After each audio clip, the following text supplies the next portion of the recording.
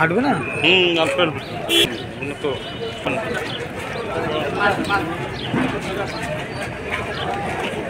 সাথে সাথে হাইটেন না, পিছিয়ে আসলে তো ফুটেজ পাওয়া যায় না, একে ছাড়তে হবে না, পিছিয়ে আসুন, পিছিয়ে আসেন না।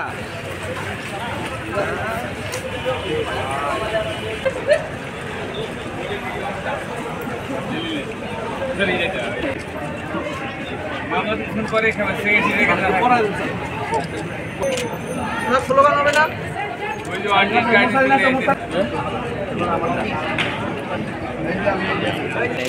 নাম লেখাবে না।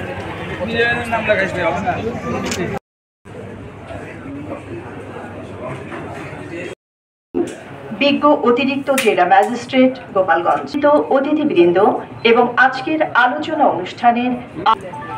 অনুষ্ঠানের শুরুতেই আমি স্বাগত বক্তব্য প্রদান। প্রধান অতিথি হিসেবে উপস্থিত আছেন গণপ্রজাতন্ত্রী বাংলাদেশ সরকারের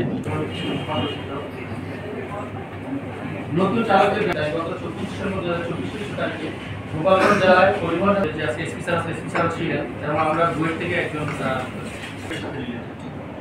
এই বিষয়ে আমি আরেকটু বিস্তারিত আলোচনা করার জন্য আমি একটু দুর্ঘটনার যে সকল কার্যক্রম সম্পর্ক করেছি আমি তার একটা রোডে চলে এবং এদের মধ্যে যদি কোনো সংঘর্ষ না হয় তবে আমরা এবং আহত হয়েছে প্রায় 200।